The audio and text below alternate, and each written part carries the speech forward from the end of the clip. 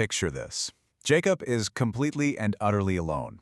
He spent a lifetime running, striving, wrestling with his brother, with his father-in-law, even with a divine being, and it has all led him to this one night on the edge of a river.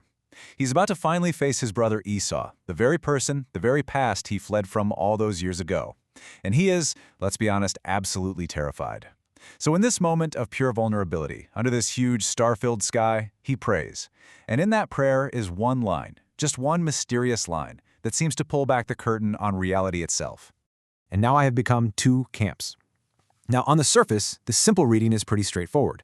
He's talking about his family, his stuff, his flocks. He split them into two groups as a strategy, right? If Esau attacks one, the other one can hopefully get away. It's a smart, tactical move. But the Zohar, the foundational text of Jewish mysticism, tells us something way, way deeper is going on here. As Jacob says these words, he's not just describing his physical setup. He's actually describing a profound spiritual vision. He was seeing the very architecture of his own soul, and maybe the architecture of all of creation. The world around him started to shimmer, and he saw something truly breathtaking. I mean, just try to imagine what Jacob sees. Think of it in like stunning 4K. He's standing at the very center of two massive, perfectly symmetrical armies, but they're not made of men, they're made of living light.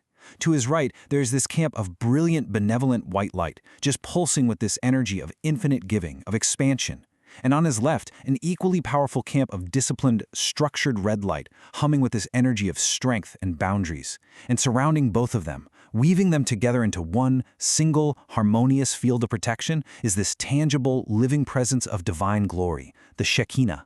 So he's not just being protected by guards, he is the center of an entire cosmic system coming online around him. So what is he actually seeing here? This isn't just a divine light show to make him feel better before a really awkward family reunion. The Zohar explains that Jacob is getting a peek at the mechanics of creation itself. It's a profound mystical download. It's like he's getting a look under the hood of reality. Yeah, we're shifting from the cinematic experience to the actual schematic, from the what to the how. Exactly. The masters of Kabalah teach that Jacob was basically being shown the source code of the universe. He was seeing the fundamental dual-core processor that runs everything, especially the human soul. I mean, think about it. Every advanced system we know, whether it's a supercomputer or a natural ecosystem, it runs on a balance of opposing forces. Well, reality is the most advanced system there is. And what Jacob saw were the two main cores of this divine system operating in perfect, dynamic equilibrium. So let's break these two cores down. On the right, you have that brilliant white camp. In Kabbala, that's the Sephirot of Chesed, or loving kindness. This is the engine of pure, unlimited expansion. It's the force that says yes to everything, infinite giving, infinite love, just this desire to pour out goodness with no limits at all. But pure Chesed on its own would be total chaos. It'd be like a fire hose of love with no cup to catch it. It would just wash everything away. That's why you absolutely need the other core. Precisely. On the left, you have that disciplined red camp. That's the Sephirot of Gevurah, or severity. This is the crucial force of restriction, of structure, of judgment. It's the engine that creates boundaries, that says no when it has to, that gives form and definition to that infinite flow of Chesed. Without Gevurah, you don't have a vessel, you don't have a world, you don't have existence as we know it. But here's the thing. These two forces, they're not at war with each other. In Jacob's vision, they were perfectly symmetrical, woven together. How is that even possible? Well, the key is what we can think of as the Shekinah OS. The Shekinah, the divine presence, corresponds to the Sephirot of Malkut, or kingdom. It acts like the ultimate operating system that runs both cores. It's constantly doing this perfect load balancing act, making sure that the infinite yes of Chesed and the structured no of Gevurah work in total harmony. It creates this stable, protected, unified field. It's the unifying principle that holds that tension between the opposites. Okay, so we've got the big picture, two camps, two forces, and one unifying presence. But how does this all work? How does this cosmic architecture actually function? To get that, we've got to dive into the mystical blueprint underneath it all, the Sephirotic structure that makes this entire system tick. This is where you see the brilliant engineering of it all.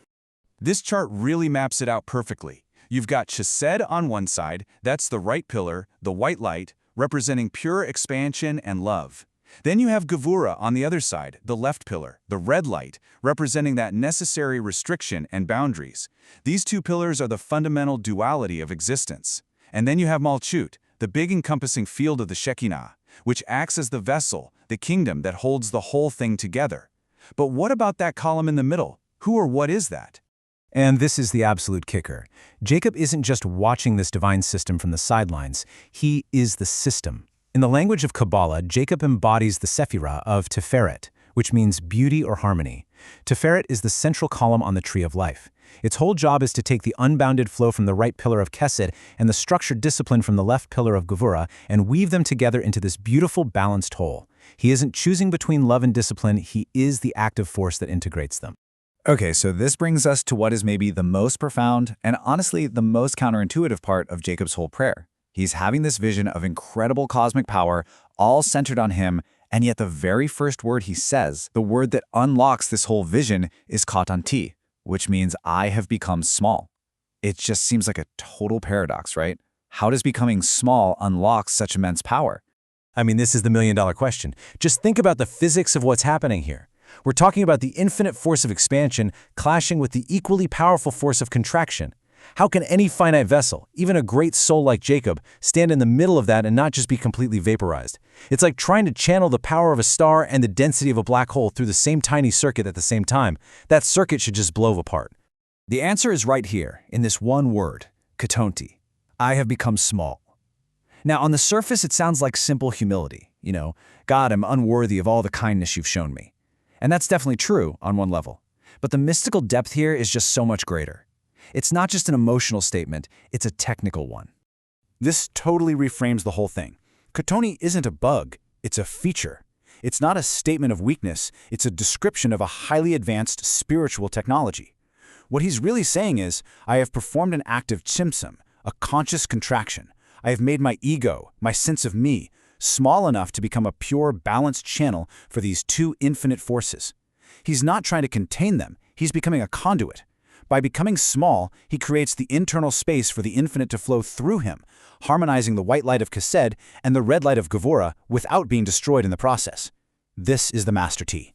So this act of Katonti, this conscious self-diminishment, is the very thing that allows this transformation from a universe of duality, of two opposing camps, into a state of integrated unity. And the cool thing is, it's not just some abstract mystical idea. It's a specific, repeatable process. There's a real method to this. So how does this actually work in practice? Well, it all starts with step one. You have to observe and honor the reality of duality. Life is a constant dance between giving and receiving, expansion and restriction, Chesed and Gevurah. You don't get to ignore one side or pretend it doesn't exist. Then, step two is to practice Katonti, consciously making space by setting aside your own ego, your own agenda, to become a clear vessel. And let's be real, this is the hardest part. From there, step three is the active work of Tiferet. This is where you don't just pick a side, you actively try to balance the opposites in any given situation. You're looking for that golden mean between total openness and rigid boundaries. And what's the result?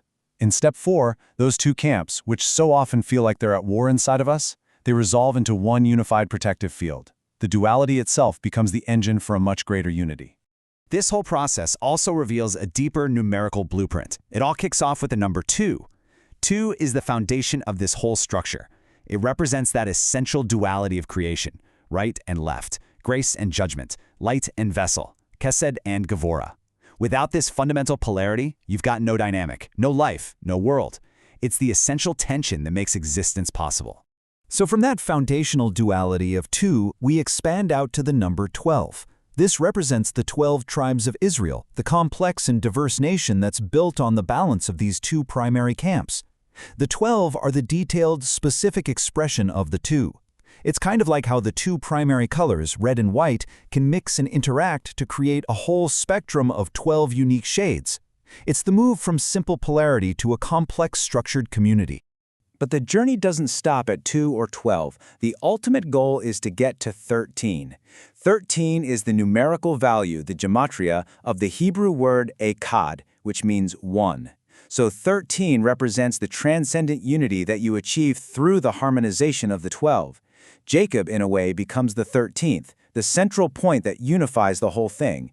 He's the one who stands in the middle and integrates the entire system, turning the complexity of 12 back into the profound unity of 1. So what on earth does all of this mean for us right here, right now? This isn't just some ancient story or a complicated mystical theory. The Zohar is basically handing us a blueprint for living a conscious, effective life, because this entire cosmic architecture, it exists inside every single one of us. The macrocosm is right there in the microcosm. Those two camps, they're inside you. We can look at this in a couple of ways. For starters, think about it in video game mode. Your soul has two essential power factions. You've got your white light faction, your healing abilities, compassion, growth, the power of saying yes. That's your chesed. Then you have your red shield faction, your defense, your ability to set boundaries, to make the tough calls. That's your gevura. And you can't just be a healer or just be a tank, right? A successful life means you have to master the balance between them. When you do that, you unlock full protection mode. Or if you prefer, think of it in cosmic engineering mode. You are the central kernel. Your job is to constantly manage the load between the system of radical expansion and the system of necessary restriction, to create a living, dynamic equilibrium. And this is the most crucial takeaway of all. Protection, harmony, wholeness, these aren't things that just happen to us. They're a state that we have to actively create. Exactly.